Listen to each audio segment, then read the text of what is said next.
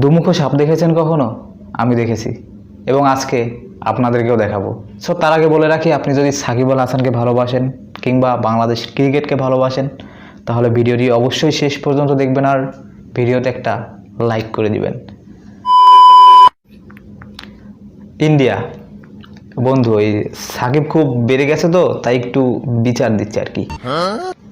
Hello, হ্যাঁ বন্ধু, আমি ওই পাপন বলছিলাম। আর পাপন পপকর্ন? কিসের পপকর্ন?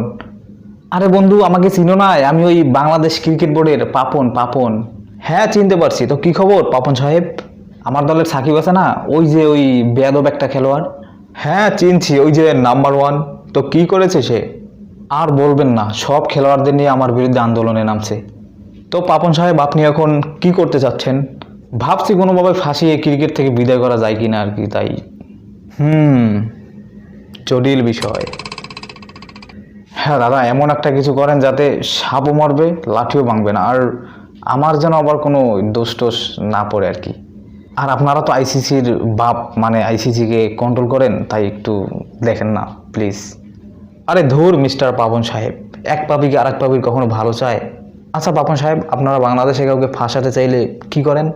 এটা তো খুব সহজ বিষয়। এই ধরুন, পকেটে ইয়াবা ঢুকিয়ে ঘরে অস্ত্র রেখে পুলিশে ধরিয়ে দেই, ব্যাস খেলা শেষ। কিন্তু পাপন সাহেব, এটা তো ক্রিকেটের মামলা। জুয়ার নাটক সাজিয়ে ফাঁসি দিলে কেমন হয় বলেন তো? হ্যাঁ মনে পড়েছে দাদা, ওই 2 বছর আগে সাকিবকে ম্যাচ ফিক্সিংয়ের জন্য অফার করেছিল, নেয়নি। ওইটা আমাকে বলেছিল দাদা। তাহলে তো হয়েই গেল, এটাই তো বেস্ট নাটক।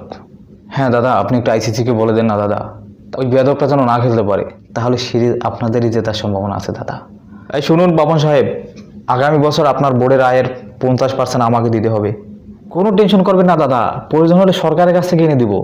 আমি আবার এমপি কিন্তু। এটাই তো ভাবি যে আপনার মতো ছাগল দিয়ে হাল চাষ হয় কীভাবে।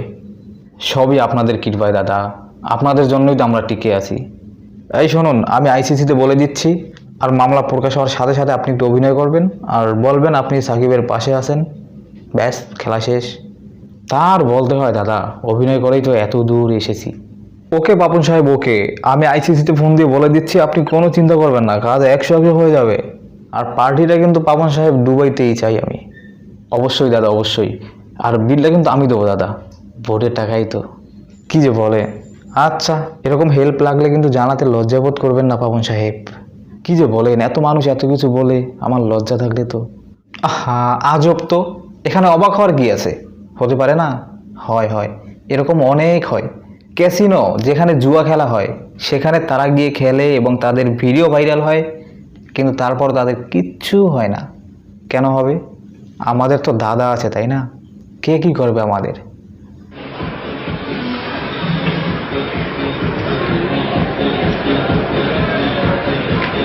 কোথায় পাপন সাহেব?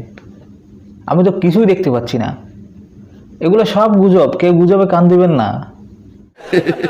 সব ম্যাচ ফিক্সিং, সাকিবকে বহিষ্কার, এই পুরোটাই একটা ষড়যন্ত্র এবং আমরা বাঙালিরা সেটা খুব সুন্দর করে বুঝতে পারি এবং এটা নিয়ে এত নাটক করার কিচ্ছু নেই এবং আমাদের বোকা বানানোর কোনো উপায় নেই। আর আমি শুধু একটা কথা বলবো, সাকিব আল হাসানকে বহিষ্কার করে বাংলাদেশ ক্রিকেটের ভবিষ্যৎ নিশ্চিত ধ্বংসের দিকে ঠেলে দিলেন।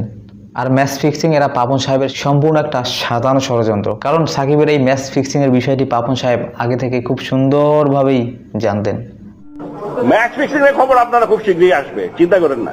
ওইগুলা নিজেরা তো পণ্ডিত মনে কইরো না। সো সম্পূর্ণ ভিডিওটি ফানি পারপাসে তৈরি করা, সো কেউ সিরিয়াসলি নেবেন না, কারণ আমি খুব ভয় পাই এবং খুব ভীতু।